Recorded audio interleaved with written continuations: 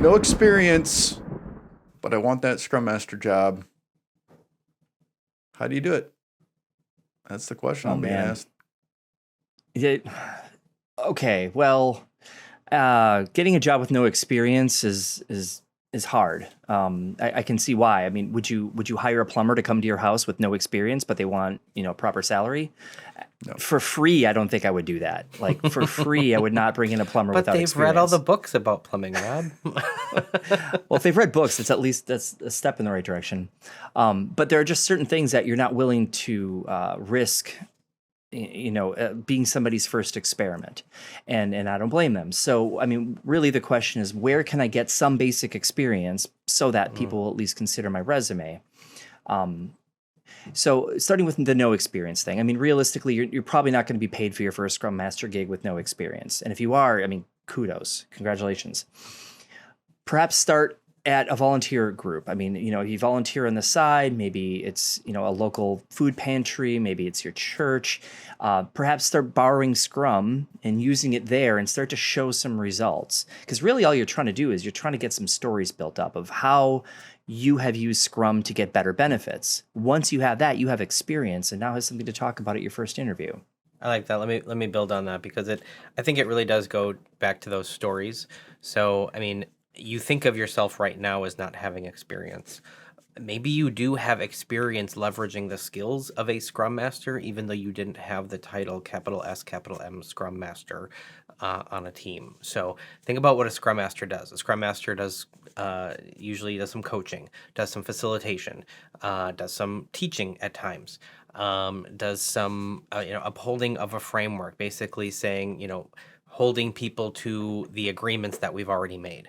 Like these are things that if you think about your experience on teams already, chances are you've done some of these already if you're looking to get into this Scrum Master position. So I agree with you, Rob. Like not every company is going to be willing to give that type of person a try and say, is a Fortune 100 company going to say, yeah, you have zero experience as a Scrum Master. Let me put you into this HR role called Scrum Master. Probably not.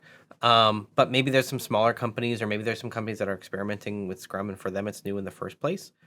And so you can kind of leverage your experience of doing some of those actions that I just mentioned in a volunteer role, in a professional role, but it just wasn't as a Scrum Master. So that's take another look at your experience before you say I have no experience would be my advice. What do you think, Greg? Find a broken Scrum team and get on it in some way or another. So a developer, an adjacent manager, a somebody who doesn't want to be a product owner, take it. Like if there's somebody who's using Scrum but it's not going well, this might be a perfect opportunity to get your foot in the door, to be part of a team, and I'm going to echo what Jason was saying, leverage some of the skills that you already bring to the table. If you are a Scrum Master type of person that cares about people, wants to see people improve and a product getting done, you've got the right focus to be able to help do this thing, whether you have the formal title or not. That builds your experience, formally or informally. It's nice when you get paid for it. So yeah, you could do this in community, you can do this at church, you could do this at school, you could do this with a sports team, but you can also do this and get paid for it. Just get close to a team. Find one that maybe is young. They just heard of Scrum but don't do it well, or whatever the case might be, and get close to it and just start doing the thing. And so, yeah, that I guess that would be my advice. Also, pitch for our classes. Certification doesn't hurt, but doesn't necessarily tell you that you're ready for it. So. Hey, thanks for watching that video. Did you like what you heard?